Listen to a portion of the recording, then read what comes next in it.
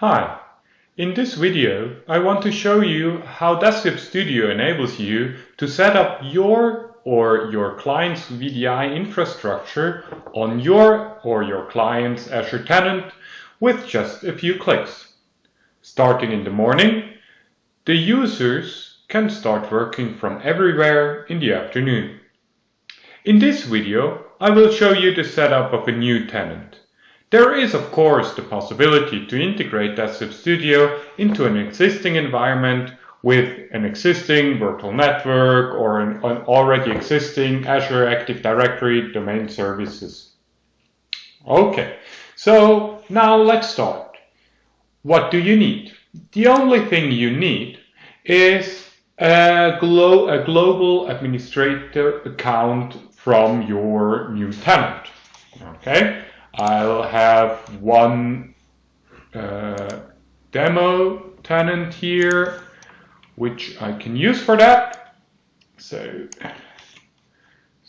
here in this tenant here, there is nothing provisioned yet. Let me show you that. Let's go to Azure, log in with that account, provide the password.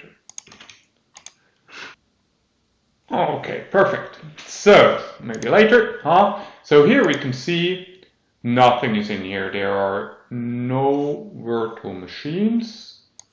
There is a subscription, which is basically empty. Okay, nothing is provisioned, no resource provider is registered, etc. Okay, so let's close it again. And let's start with the onboarding process. We log in here, we get redirected to the Azure portal. We are already signed in now because I've signed in before. Otherwise, you would provide your credentials here. Now, the first thing which is requested is the desktop.studio onboarding service needs some permissions to onboard the tenant. Okay, so this we'll have to consent to. And now we are in the process. Okay, the first thing we do is we register desktop.studio service on Azure. So we enable the application. Here we have to accept the permissions required. Okay, and then we can go back and click on refresh.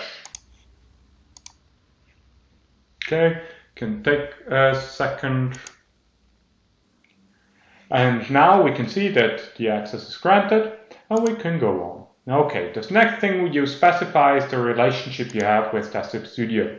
Are you an enterprise, which is directly where we work directly together with you? Are you coming over Ingram or Tech Data, our resellers, where you would just provide your ID? I just provide one here now, and then let's go next. Here we can choose whether we want to do a new setup or whether we want to integrate desktop.studio into an existing environment. Now, as we saw before, the tenant is empty, so we choose a new setup. Okay, now it's pulling the available subscriptions. We only have one here because it's a new tenant. Okay, here we can choose how do we want to integrate desktop.studio into Azure. The first option is no domain. Then every VM which is created will have a local administrative user, and you will automatically be connected with that. If you are only working with Windows 10 or Windows Server 2019, you can choose to integrate or to join the VMs directly into Azure AD. The problem here is you can only access Azure AD joined machines or managed machines through AD joined devices, clients. Okay, so for home office and stuff, this might not be the best option. The best option here, or the most integrated option, is your Azure AD domain services. Okay, we select that one. We go to next, and we choose our primary domain. Here, of course, we only have the onmicrosoft.com domain. If you already have an existing O365 environment, then of course all your domains will show up here. Okay, you can choose whichever you want. Okay, generally you can log in with every domain you own to Azure, to Desktop Studio. Okay. Then the next thing we choose is the data center location. Here we narrowed it down to West Europe. Of course, you can set up your environment wherever you want. Now we define our virtual network, which is not yet existing. And here we provide you with some possibilities you can choose from. I would suggest that you choose one of those which are not already used in your data center. So here we can define our virtual network, and we suggest that you choose one of the networks which you don't already have in your data center. Okay, so let's take 10.